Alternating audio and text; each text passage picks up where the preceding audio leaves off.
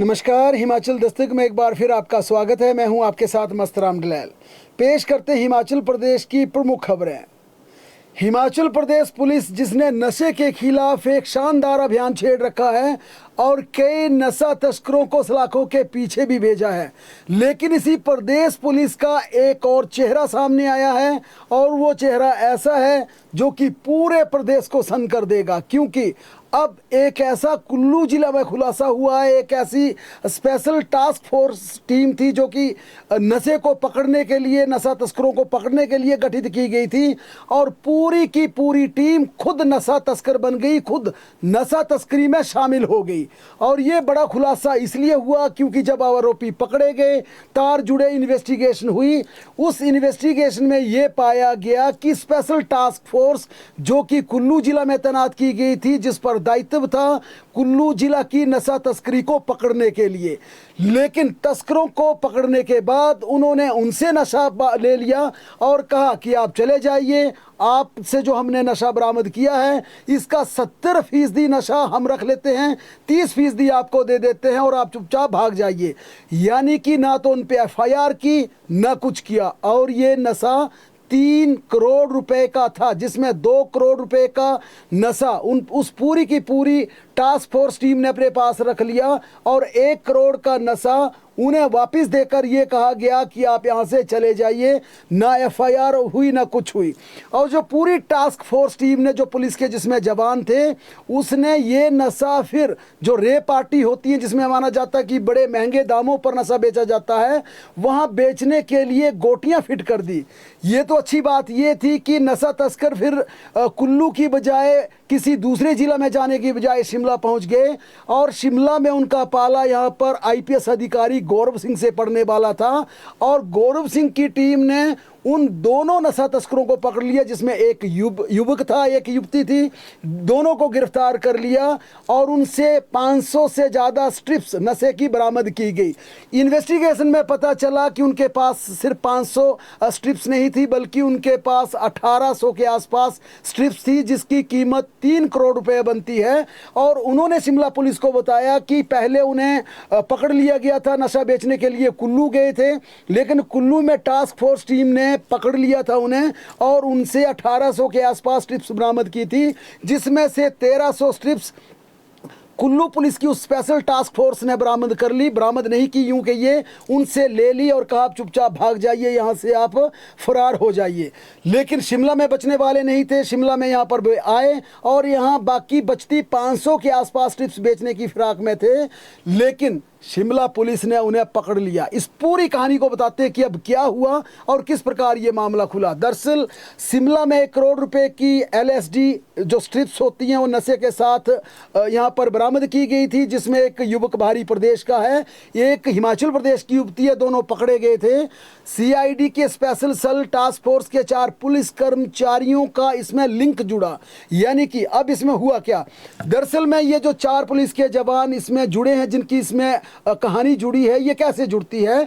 Shimla police के हत्थे एक युवक एक युवती चढ़ते हैं और उनसे ये 1 करोड़ रुपए नशे की खेप शिमला जिला में पकड़ी जाती है। इन दोनों युवक युवती को गिरफ्तार करने के बाद इंटेरोगेशन में पता चलता है कि ये हिमाचल प्रदेश में 1800 से ज़्यादा स्ट्रिप्स बेचने के लिए लाए थे, जिसकी कीमत 3 करोड़ रुपए से ज़्यादा बनती है और उन्हें कुल्लू में गठित की गई स्पेशल टास्क फोर्स टीम ने पकड़ लिया था। लेकिन पकड़ने के बाद जब टास्क फोर्स ने देखा कि तस्करों के पास 1800 के आसपास स्ट्रिप्स हैं, तो उन्होंने 1300 से ज़्यादा स्ट्रिप्स ले ली और 500 के करीब स्ट्रिप्स नशा तस्करों को वापस कर दी और वहाँ से भगा दिया। और इसके बाद जब यहाँ पर ये पूरी छानबीन शुरू हुई तो पहल शिमला पुलिस को लगा कि हो सकता है गिरफ्तार किए गए दोनों तस्कर, दोनों आरोपी झूठ बोल रहे हैं। लेकिन जब शिमला पुलिस ने इन्वेस्टिगेशन की, टास्क फोर्स के उन 4 पुलिस जवानों के मोबाइल फोन की लोकेशन देखी, उनकी ट्रांजैक्शन देखी, उनके लिंक्स देखे, जहां पर उन्होंने वो 1500 से ज़्यादा जो स्ट्रिप्स उन्होंने नशा तस्करों से पूरी टास्क फोर्स टीम ने ली थी, सारी जब ये इन्वेस्टिगेशन की तो ये साफ हो गया कि हिमाचल प्रदेश पुलिस के 4 जवान, जिसमें 2 हेड कांस्टेबल, 2 कांस्टेबल हैं, ये 4 पुलिस जवानों की कुल्लू जिला में स्पेशल टास्क फोर्स टीम बनाई गई थी, जिनकी रिपोर्टिंग बाकायदा मंडी में तैनात डीएसपी के पास थी, क्योंकि डीएसपी मंडी सेंट्रल जोन है, उनके पास 5 डिस्ट्रिक्ट हैं और इनकी रिपोर्टिंग डीएसपी मंडी को होती थी, क्योंकि ये स्पेशल टास्क फोर्स है। और इस स्पेशल टास्क फोर्स का गठन इसलिए किया गया था ताकि कुल्लू जिला में नशा तस्करी को पकड़ा जा सके, जो बड़े बड़े तस्कर वहां पर आते हैं उन्हें गिरफ्तार किया जा सके।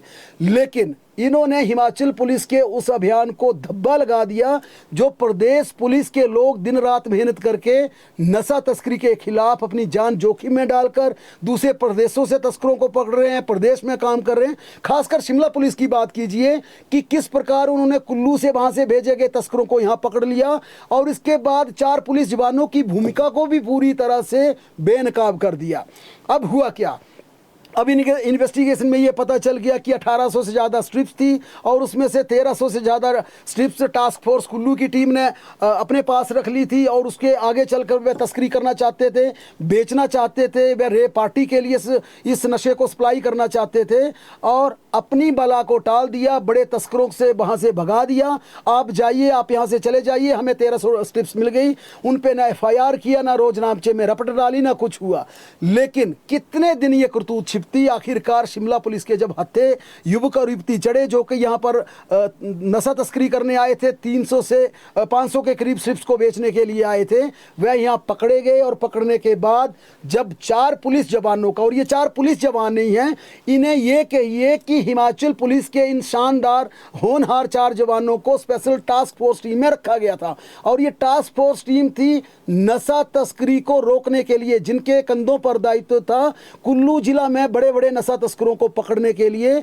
लेकिन इन्होंने खुद ही नशा तस्करों पर केस देने की बजाय उनसे 1300 से ज़्यादा स्ट्रिप्स ले ली और खुद तस्करी करने लग पड़े। और अब पुलिस ये भी दावा कर रही है, यहाँ पर पूरी तरह कह रही है कि ये पहला मामला नहीं था, इससे पहले भी ये धंधा चल रहा था। यानी बड़े तस्करों को पकड़िए, आप छोड़ दीजिए, उनसे चाहे जो चिट्टा है या दूसरा कोई बड़ा नशा है वो अपने पास रख लीजिए, फिर खुद तस्करी कीजिए।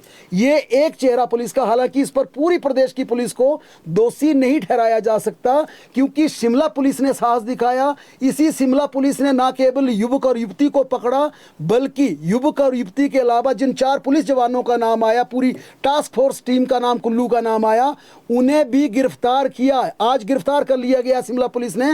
4 जवानों को पहले सस्पेंड किया, पुलिस हेडक्वार्टर को यह सूचना दी गई, मुख्यमंत्री तक ये मामला साझा किया गया, क्योंकि हिमाचल प्रदेश के मुख्यमंत्री सुखविंदर सिंह सुक्खू, जिनके पास होम डिपार्टमेंट है, उनसे यह बताया गया कि आपके प्रदेश की तो पुलिस के भी कुछ जवान जो कि नशा तस्करी को रोकने के लिए टास्क फोर्स गठित की गई है, वह खुद नशा तस्कर बन गए हैं। मुख्यमंत्री ने तुरंत प्रभाव से कार्रवाई के आदेश दीजिए और कहा जो जो स्लिप थे उन्हें सलाखों के पीछे भेजिए, उन्हें अंदर ठोकिए। और इसके बाद पहले एडीजीपी सीआईडी ने इन 4 टास्क फोर्स के जवानों को सस्पेंड किया, इन्वेस्टिगेशन के लिए, इंटेरोगेशन के लिए शिमला बुलाया और आज इन 4 पुलिस जवानों को गिरफ्तार कर लिया है। इसलिए वो पुलिस का एक चेहरा था, ये पुलिस का दूसरा चेहरा जो शानदार हिमाचल प्रदेश की पुलिस काम कर रही है। यही हमारी हिमाचल प्रदेश की पुलिस बाहरी राज्यों में जाकर तस्करों को भी पकड़ रही है। लेकिन पुलिस की अब एक छवि बनने लगी है कि एडिक्ट को पकड़ती है। हिमाचल प्रदेश पुलिस जो एडिक्ट है उनको पकड़ती है और नशा तस्करों को इस तरह छोड़ देती है। यानी कि 3 करोड़ का उनसे अगर नशा बरामद होता तो 2 करोड़ रख लीजिए और 1 करोड़ उनको दे दीजिए और वहां से भगा दीजिए, FIR मत कीजिए।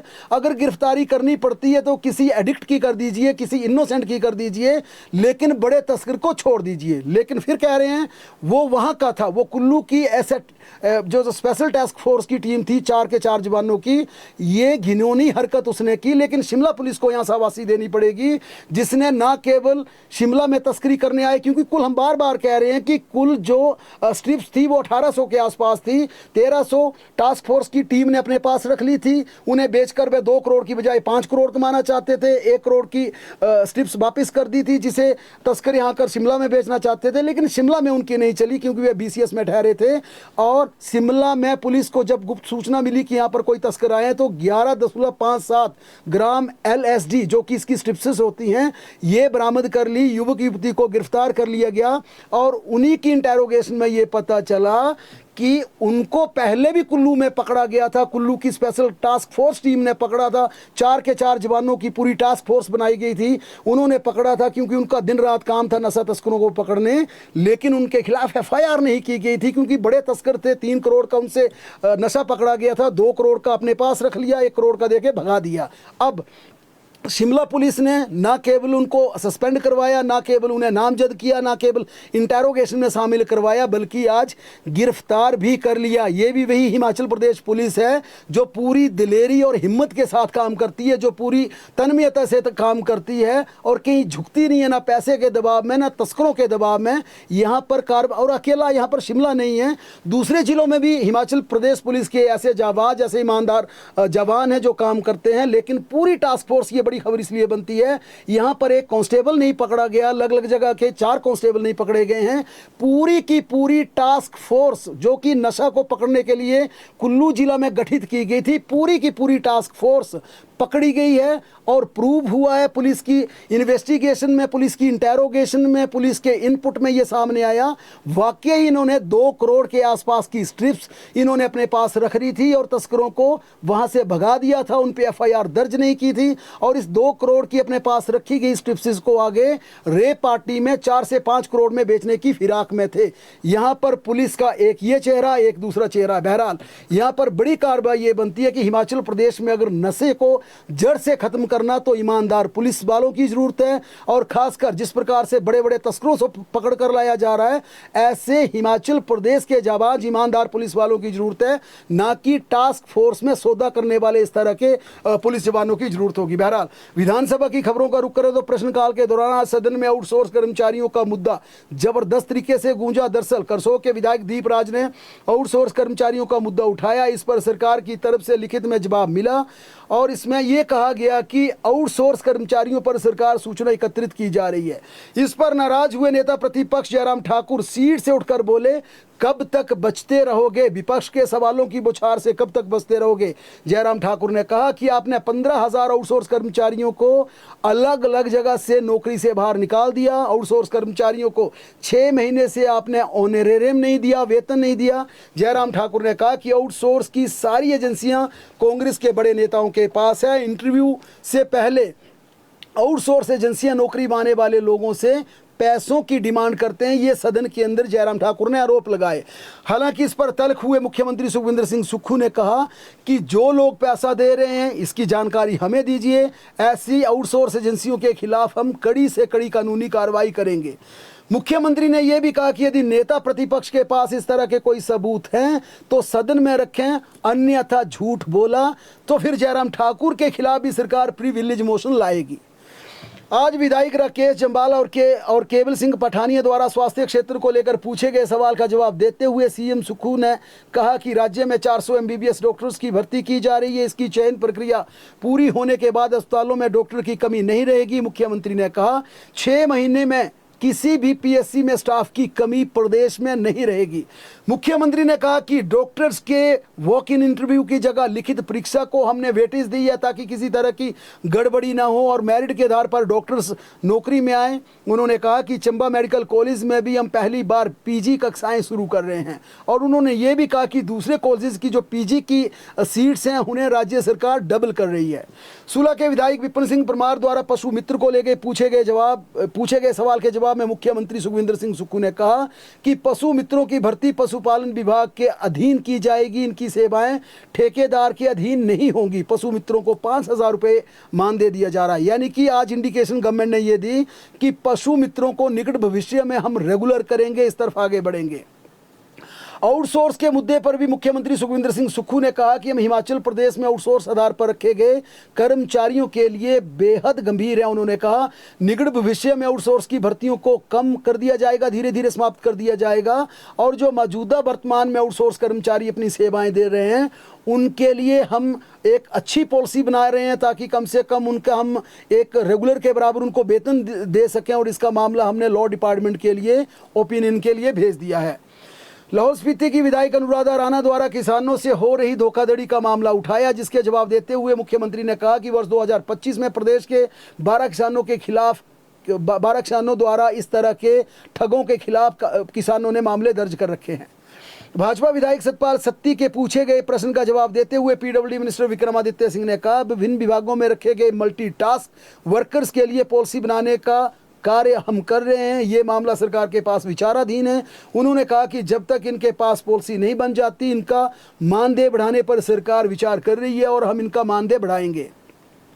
जसवा परागपुर के विधायक विक्रम सिंह ने सदन में बांस वसूली शुल्क का मुद्दा उठाया। उन्होंने कहा कि बांस को पेड़ की श्रेणी में रखना सरकार की गलत सोच है। उनका कहना था कि बांस घास झाड़ी की तरह होता है और इसी तरह इसके कटान और शुल्क में छूट दी जाए। मुख्यमंत्री ने कहा कि बांस कटान के पर शुल्क अब नहीं लगेगा, इसमें छूट सरकार देगी। विधायक आशीष शर्मा ने चंदन के पेड़ों को बेचने के लिए बनाई गई नीति को लेकर सवाल पूछा, जिसका जवाब देते हुए मुख्यमंत्री सुक्खू ने चंदन के पेड़ों को बेचने के लिए वर्तमान में नीति बनाने का कोई विचार नहीं है, ये सदन को बताया। विधायक मोहनलाल ब्राक्टा के प्रश्न का उत्तर देते हुए शिक्षा मंत्री रोहित ठाकुर ने कहा कि रोडू कॉलेज में बीएड की कक्षाएं आरंभ करने का मामला सरकार के विचाराधीन है। उन्होंने कहा कि प्रदेश सरकार राज्य के अन्य कॉलेजेस में भी बीएड की डिग्री कोर्स शुरू करने जा रही है। आज हिमाचल प्रदेश सरकार ने 40,461 करोड़ का अनुपूरक बजट पारित कर दिया। इसमें 26,194 करोड़ 95 लाख की अनुपूरक मांगें वेज एंड मीन्स और ओवरड्राफ्ट के लिए मांगी गई। इसके अलावा 4,150 करोड़ 14 लाख विद्युत उत्पादन और HPSSBL के उदय योजना के अंतर्गत उपलब्ध करवाने के लिए ऋण को इक्विटी में बदलने और क्षतिग्रस्त ट्रांसफार्मर्स की मरम्मत के लिए लिए गए। राज्य सरकार ने 1,818 करोड़ 20 लाख का अनुपूरक बजट प्राकृतिक आपदा राहत और 785 करोड़ 22 लाख जल आपूर्ति एवं सीवेज योजना के लिए आज पारित करवाया।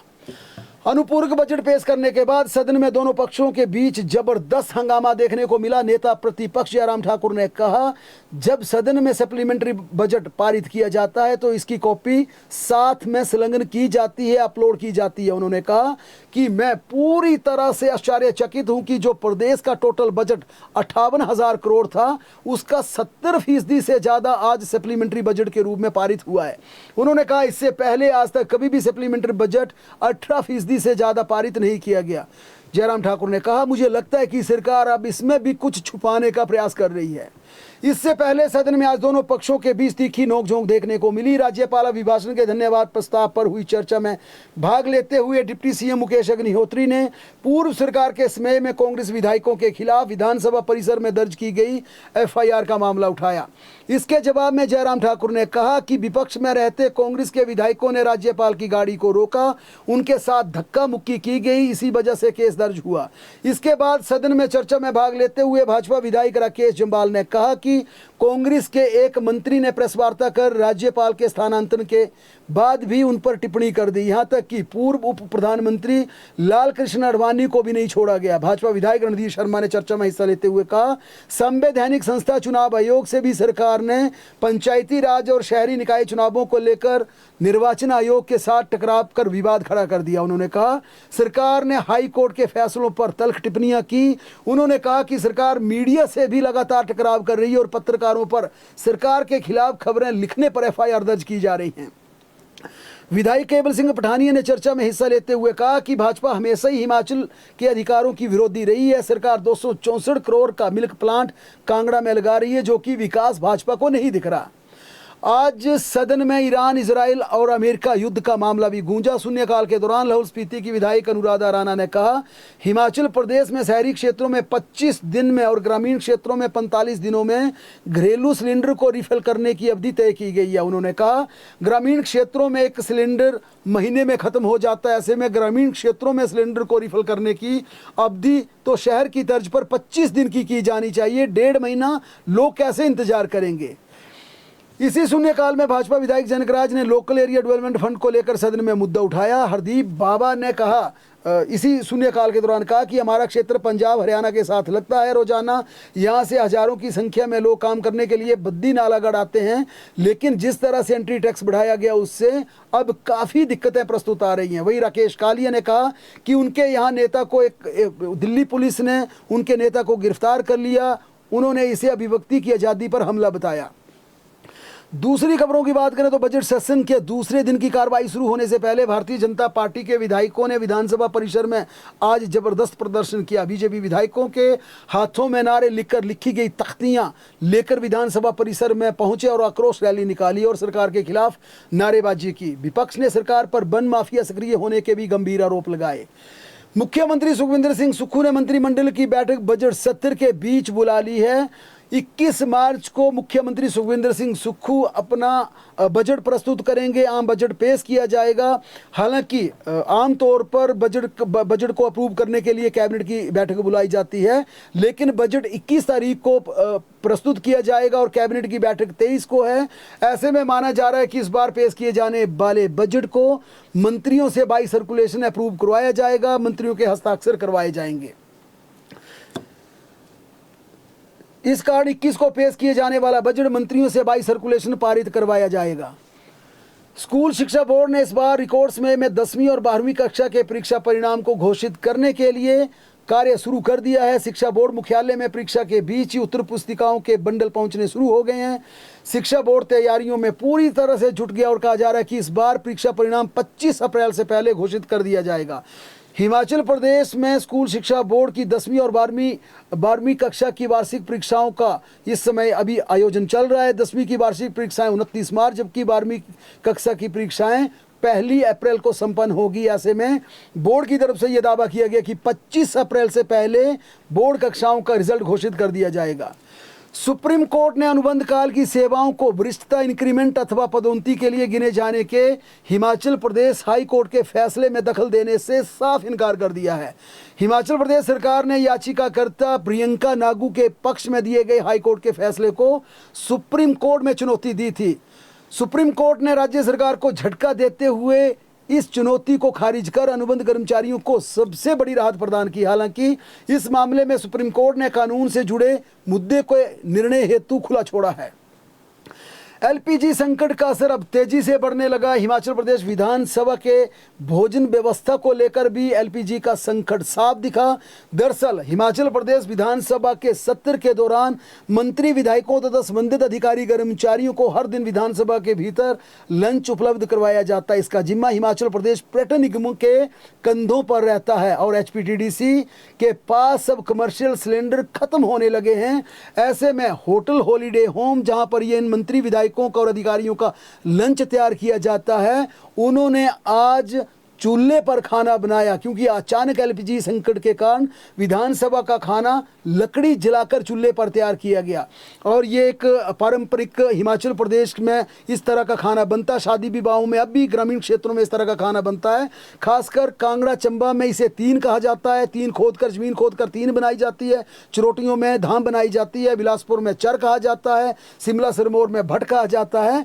और इसी भट्ट, चर और तीन में बाकायदा खुदाई कर एचपीटीडीसी ने बड़े बड़े बर्तनों में लंच तैयार किया। हालांकि भारतीय संस्कृति में ये खाना बनाना यहाँ की प्राचीन परंपरा है, जो कि हिमाचल प्रदेश के ग्रामीण क्षेत्रों में अब भी शादी समारोह के दौरान इस तरह की धामें बनाई जाती है।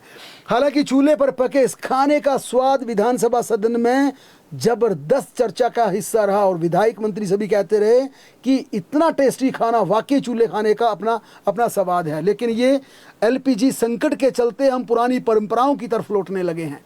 मंडी जिला के उपमंडल गोहर में पीलिया लगातार फैल रहा है। नेरी पंचायत में रोड़ी गांव की 19 वर्षीय नवविवाहिता शानिया की पीलिया के चलते पीजीआई चंडीगढ़ में देर रात को मौत हो गई। इस दुखद घटना के साथ ही क्षेत्र में पीलिया से मरने वालों की संख्या बढ़कर 2 हो गई, जबकि मरीजों का आंकड़ा 210 के पार पहुंच चुका है। ऊना जिला के गगरेट विधानसभा क्षेत्र के वरिष्ठ कांग्रेस कार्यकर्ता अनिल डडवाल को तिहाड़ जेल भेज दिया गया है। उन्हें प्रधानमंत्री नरेंद्र मोदी के खिलाफ सोशल मीडिया पर आपत्तिजनक पोस्ट साझा करने के आरोप में 14 दिन के न्यायिक हिरासत में भेजा गया है। जिला कांगड़ा के केएलबी कॉलेज पालमपुर में आज एक दुखद घटना सामने आई, जहां बीकॉम प्रथम वर्ष की एक छात्रा ने कक्षा रूम के अंदर फंदा लगाकर अपनी जान दे दी। 19 वर्षीय छात्रा सुबह करीब 8:45 बजे कॉलेज पहुंची। वह सीधे अपनी कक्षा में गई और अंदर से दरवाजा बंद कर लिया। कुछ समय के बाद अन्य छात्राओं ने कक्षा के अंदर संदिग्ध स्थिति में देखा और कॉलेज में कार्यरत दूसरे लोगों को सूचित किया। सूचना मिलते ही वहां पर पहुंचे लोगों ने दरवाजा तोड़कर छात्रा को पंखे से लटका पाया। उसे तुरंत नीचे उतारा, लेकिन तब तक वह अपनी जान गंवा चुकी थी। प्रारंभिक जांच में यह मामला आत्महत्या का प्रतीत होता हुआ लग रहा है। हिमाचल प्रदेश के लाहौल स्पीति, किन्नौर व कुल्लू की ऊंची चोटियों पर आज फिर बर्फबारी हुई, जबकि निचले क्षेत्रों में पूरा दिन रुक रुक कर बारिश होती रही। मौसम विज्ञान केंद्र की माने तो कल सिरमौर, शिमला, मंडी में भारी बारिश के साथ ओलावृष्टि का पूर्वानुमान है। मौसम विज्ञान केंद्र द्वारा इन जिलों के लिए कल फिर ऑरेंज अलर्ट जारी किया गया। 21 मार्च से प्रदेश में पश्चिम विक्षोभ कमजोर पड़ जाएगा। 21 से 25 मार्च तक केवल मात्र चोटियों पर हल्की बारिश व बर्फबारी होने की संभावना, जबकि निचले क्षेत्रों में, मैदानी व मध्यम ऊंचाई वाले क्षेत्रों में मौसम साफ बना रहेगा। बहरहाल प्रदेश की तमाम बड़ी खबरों के लिए लगातार जुड़े रहें हमारे साथ, देखते और पढ़ते रहें हिमाचल दस्तक।